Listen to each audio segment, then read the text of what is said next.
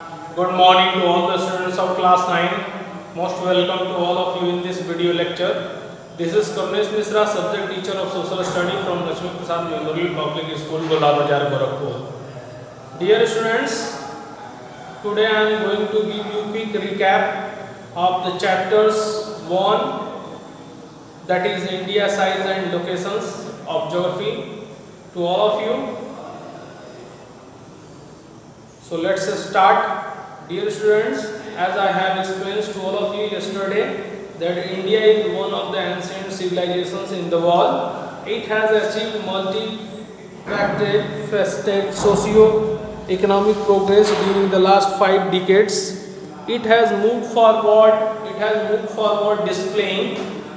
Displaying remarkable progress in the field of agriculture, industry, technology and overall economic development. India has also contributed significantly to the making of world history. So from this para, the glory of India, we come to know about the glory of India from this para. Dear students, Bharat विश्व की प्राचीनतम संस्कृतियों में से एक है. India is one of the ancient civilization in the world. It has achieved multifaceted socio-economic progress during the last 5 decades. अर्थात पिछले 5 दशकों में भारत ने सामाजिक व आर्थिक रूप से बहुमुखी उन्नति की है. यदि हम बात करें कृषि की, उद्योग की, तकनीकी की, आर्थिक विकास की, तो इन हर एक क्षेत्रों में जो है भारत ने अद्भुत प्रगति की है. India has moved forward, displaying remarkable progress in the field of agriculture, industry, technology and overall economic development. India has also contributed significantly to the making of the world history. Bharat का विश्व के इतिहास में भी बहुत महत्वपूर्ण योगदान रहा है. Now we will study about the locations of India in the world. Dear students, if you will study the locations of India and its size through the map, it will be easily clear to all of you the most important facts which is related to it. So dear students, when you will see the world map, then you will found or you will see that India lies above the equator line. So the parts above the equator line is the northern hemisphere and the part below the equator line is the southern hemisphere. So from figure 1.2, which is given in your book, it clears that India lies in the northern hemisphere. So India is a vast country. Bharat एक विशाल देश है and laying entirely in the northern hemisphere. So it will be clear to you from figure 1.1 which is given in your book. So dear students, Bharat एक विशाल देश है और यह उत्तरी गोलार्ध में स्थित है. इसका जो मुख्य भूभाग है, that means its mainland, the mainland of India extends between the latitudes 8 degree 4 minute north and 37 degree 6 minute north and longitude 68 degree 7 minute east and 97 degree 25 minute east. So from here, from figure, it is clear to you that its mainland यानी कि भारत का जो मुख्य भूभाग है वो 8 degree 4 minute उत्तर से 37 degree 6 minute उत्तर अक्षांश तक तथा जो देशांतर का विस्तार है सो 68 डिग्री 7 मिनट पूर्व से लेकर 97 डिग्री 25 मिनट पूर्व देशांतर तक है. यानी भारत का जो मुख्य भूभाग है वो 8 डिग्री 4 मिनट उत्तर से 37 डिग्री 6 मिनट उत्तर अक्षांश तक और 68 डिग्री 7 मिनट जो है पूर्व से लेकर 97 डिग्री 25 मिनट जो है पूर्व देशांतर तक फैला हुआ है. ये आप जो है फिगर में जो देखें तो ये आपके बुक्स में जो है आप लोग जो है देखें इन फिगर 1.3 जो चित्र है यानी कि 1.3 का जो चित्र है उसमें जो है देखें आप तो दिया हुआ है कि भारत का जो लैटिट्यूडनल एक्सटेंट है वो आपका स्टार्ट कहाँ से होता है 8 डिग्री 4 मिनट उत्तर से, ये यहाँ हुआ 8 degree 4 minute north. It is the southern most point of India, this is the southern most point of India, जिसे आप कन्याकुमारी करते हैं हम लोग, और यहाँ पर जम्मू एंड कश्मीर ये जो northern most point of India है इसका जो लैटिट्यूड का जो डिग्री है, नॉर्दर्न मोस्ट पॉइंट का जो लैटिट्यूडनल डिग्री है वो कितना है 37 degree 6 minute north. Okay, so from 8 degree 4 minute north to 37 degree 6 minute north, ये जो है भारत का जो अक्षांश का जो विस्तार है। इसका जो लेंथ है, the length of the latitudinal lines which starts from Jammu and Kashmir and goes straight towards the Kanyakumari, southernmost point of India. Its length is 3214 kilometre. इसकी जो लंबाई है वो कितना है 3214 किलोमीटर है अक्षांश रेखा की। और जो देशांतर रेखा है which is longitudinal line, longitudinal जो लाइन है इसका जो वेस्टर्न मोस्ट पॉइंट है उसका जो डिग्री है वो 68 डिग्री 7 मिनट ईस्ट है, और ईस्टर्न मोस्ट जो पॉइंट है उसका जो है आपका जो डिग्री जो है कितना है 97 डिग्री 25 मिनट ईस्ट है। और the length of longitudinal line is 2933 kilometre. जो देशांतर जो रेखा है उसकी लंबाई 2933 किलोमीटर है। ओके स्टूडेंट्स, तो ये क्या है लैटिट्यूडनल लाइन है और ये क्या है लॉन्गिट्यूडनल लाइन है। जो देशांतर रेखा है वो गुजरात से आपका जो रन ऑफ कच्छ में गुजरात है वहां से लेके अरुणाचल प्रदेश तक जो है भारत की जो देशांतर रेखा है इसका जो डिग्री है वो 68 डिग्री 7 मिनट ईस्ट है से लेकर 97 डिग्री 25 मिनट ईस्ट तक है। और जो लैटिट्यूडनल लाइन है वो आपका कन्याकुमारी से स्टार्ट होकर जम्मू कश्मीर तक, तो कन्याकुमारी का जो अक्षांश रेखा है उसका जो डिग्री 8 डिग्री 4 मिनट नॉर्थ है, और जम्मू कश्मीर में ये जो पॉइंट्स है इसका जो डिग्री 37 डिग्री 6 मिनट नॉर्थ है, ये अगल बगल जो। ओके स्टूडेंट्स, तो हम लोगों ने ये पढ़ा कि भारत की अक्षांश रेखा और देशांतर रेखा का विस्तार कितना है और इसकी लंबाई कितनी है। नाउ कर्क रेखा, ये जो रेखा है जो भारत के बीच से बनी हुई है और भारत को जो है दो भागों में बराबर भागों में बांटती है, इसे जो है कर्क रेखा कहते हैं। ये कर्क रेखा जो है ये भी जो है अक्षांश रेखा है।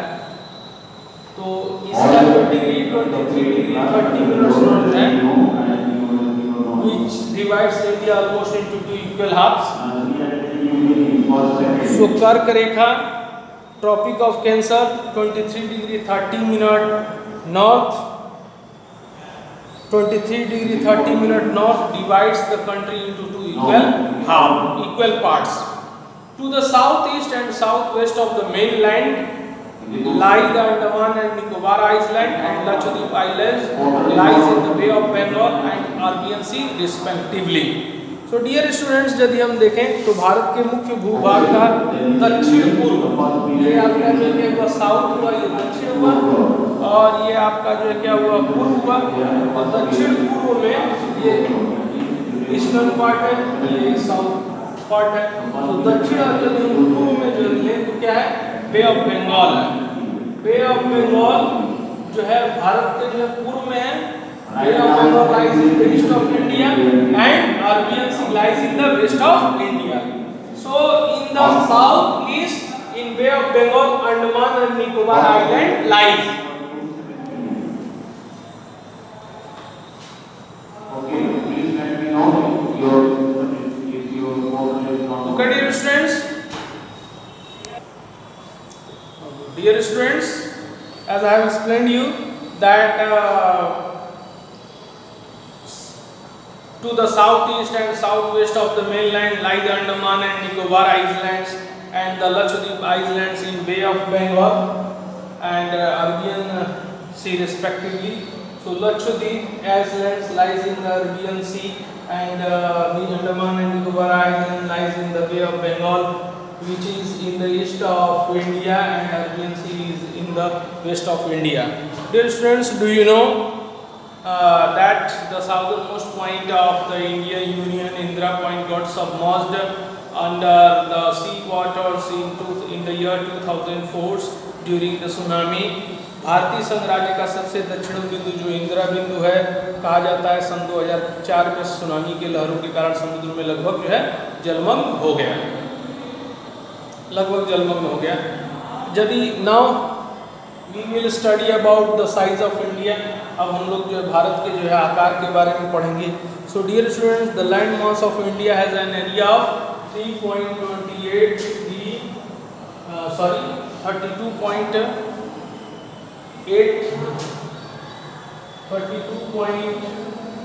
million square kilometer,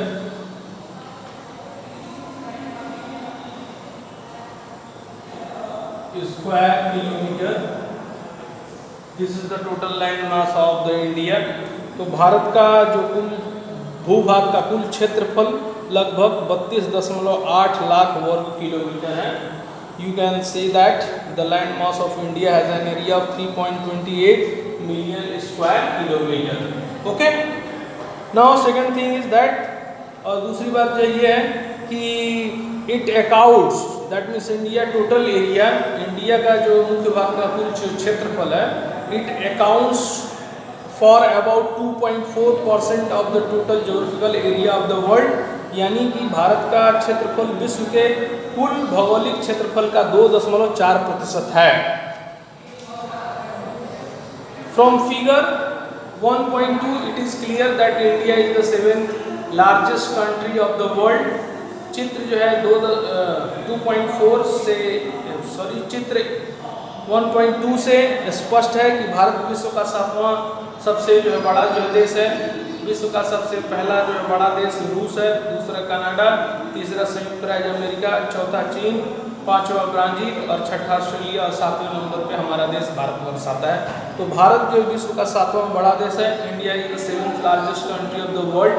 India has a land boundary of about 15,200 kilometre.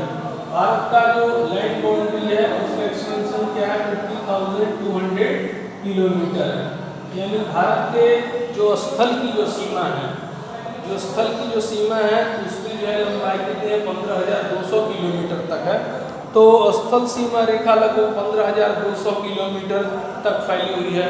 और जो भारत की समुद्र तट रेखा यानी समुद्र से ये जो रेखा है, इसमें अंडमान निकोबार और लक्षद्वीप समूह को यदि हम लोग ले लें तो भारत का जो ये मेन लैंड का जो इंक्लूडिंग कोस्ट लाइन है, the total length of the coast line of the main land, भारत के समुद्र जो तटीय जो है रेखा है, समुद्र तट रेखा है, अंडमान निकोबार द्वीप समूह और लक्षद्वीप समूह के जो साथ, उसकी जो है लंबाई 7,516.6 किलोमीटर तक है। सो ये कोस्ट लाइन हो गया इंक्लूडिंग अंडमान एंड निकोबार हो गया, और ये आपका जो है मेनलैंड हो गया आपका, यानी स्थल जो सीमा है उसकी जो है स्थल सीमा का जो विस्तार हो गया। ओके स्टूडेंट्स, लैंड बाउंड्री कह सकते हैं, मेनलैंड का करके लैंड बाउंड्री कहते हैं। लैंड बाउंड्री और ये आपका होगा कोस्ट लाइन बाउंड्री।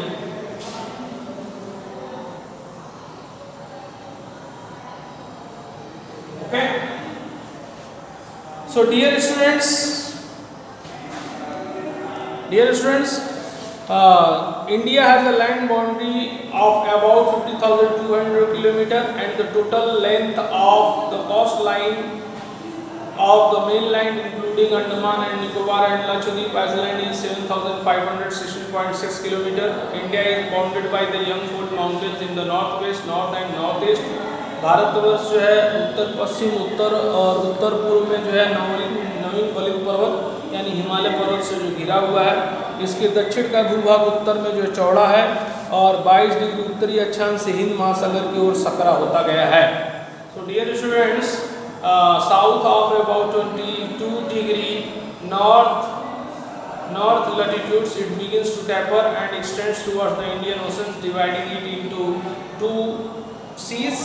तो सकरा होते गया है आपका जो है उत्तरी अक्षांश से हिंद महासागर की ओर सकरा होते गया है, जैसा कि यहाँ पर देखिए हिंद महासागर की ओर सकरा होते गया ना, टेपर होते गया ये पार्ट्स। तो जो कि इसे जो है दो सागरों में जो है विभाजित करता है, एक तरफ अरबियन सी और एक तरफ क्या है बे ऑफ बंगाल है। तो अरबियन सी जो अरब सागर है वो भारत के पश्चिम में है और जो बे ऑफ बंगाल है वो भारत के पूर्व में जो है स्थित है। तो महासागर की ओर सकरा होता गया है। इसके पश्चिम में अरब सागर तथा पूर्व में बंगाल की खाड़ी स्थित है। So dear students, the Arabian sea on the west and the bay of Bengal on lies on its east. Look at figure 1.3 and note that the latitudinal and longitudinal extent of mainland is about 30 degree। जो latitudinal और longitudinal extent है, ये जो longitudinal extent है और ये आपका यहाँ से यहाँ तक जो latitudinal extent है, इसका जो डिग्री कितना है 30 डिग्री है। ओके डियर स्टूडेंट्स, तो जो 30 डिग्री है, परंतु फिर भी यह पूर्व और पश्चिम का विस्तार उत्तर दक्षिण के विस्तार की अपेक्षा ये आपका पूर्व और पश्चिम का जो विस्तार है दक्षिण और उत्तर के विस्तार की अपेक्षाकृत जो है कम लगता है। उसका कारण क्या है वो आप लोग जो समझिए।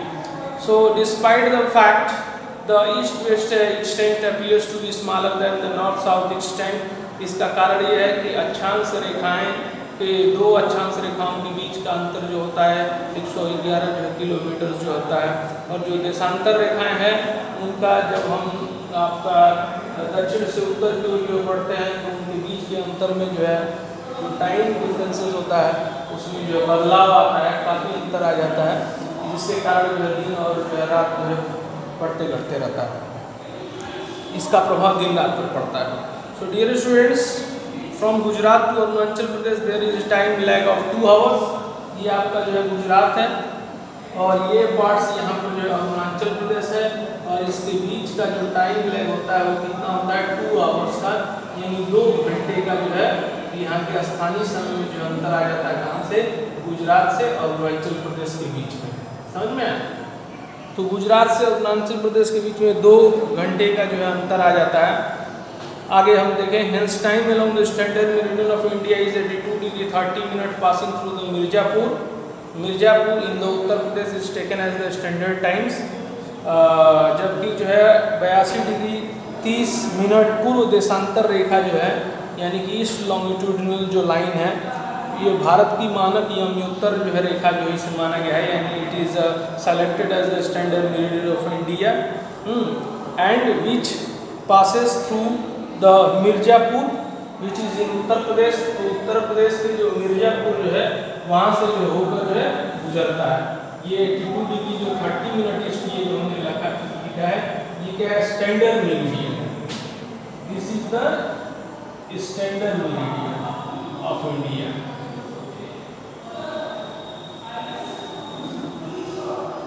Standard meridian of India, it is selected as standard meridian of India. भारत का जो स्टैंडर्ड मेरिडियन यानी कि मानक यमोत्तर जो रेखा जो माना गया है, क्योंकि ये जो रेखा है ये उत्तर प्रदेश की मिर्जापुर जो कि भारत के जो केंद्र में है उससे होकर जो है गुजरती है। अक्षांश का प्रभाव दक्षिण से उत्तर की ओर और दिन और रात की अवधि पर पड़ता है। So dear students, the latitudinal extent influence the durations of day and night as one moves from south to north. Now we will study about the India and the world. Dear students, the Indian landmass has central locations between the East and West Asia. India is the southwards extensions of the Asian continent. The trans-Indian Ocean routes which connect the countries of Europe in the west and the countries of East Asia. तो प्यारे जो विद्यार्थियों, भारत का भूखंड Asia महाद्वीप के पूर्व और पश्चिम के मध्य में स्थित है। ये जो हमारा भारतवर्ष है, ये जो भूखंड है इसका, ये एशिया जो है महाद्वीप के पूर्व में और पश्चिम एशिया जो महाद्वीप है इसके पूर्व और पश्चिम के ठीक बीच में जो स्थित है। आप फ्रॉम फिगर 1.1 से जो देख सकते हैं कि जो भारत हमारा ही है ये एशिया महादेश है। यहाँ पर आप फिगर देखें, एशिया महादेश के ठीक बीच में, ठीक बीचों बीच में हमारा भारत स्थित है। So Indian land mass has central locations between the east and west Asia. भारत का जो भूभाग है वह आपका एशिया महाद्वीप के पूर्व और पश्चिम के मध्य में यानी बीच में स्थित है। तो भारतीय भूभाग एशिया महाद्वीप का दक्षिणी विस्तार है। हिंद महासागर जो कि पश्चिम में, हिंद महासागर जो कि पश्चिम में यूरोपीय देशों और पूर्वी एशियाई देशों को मिलाता है। हिंद महासागर जो ट्रांस इंडियन ओशन है यह पश्चिम में यूरोपीय देशों को और पूर्वी एशिया में जो है और पूर्व में जो है पूर्वी एशियाई देशों को क्या करता है, मिलाता है। भारत के और यह भारत को केंद्रीय स्थिति प्रदान करता है। ये भारत को केंद्रीय स्थिति प्रदान करता है in the west of India. So it provides the strategic central locations to India. It provides the strategic locations to the strategic center locations to the India. अब dear students यदि हम बात करें तो यहाँ पर note that the Deccan Peninsula protrudes into the Indian Oceans, thus helping India to establish close contact with West Asia, Africa, and Europe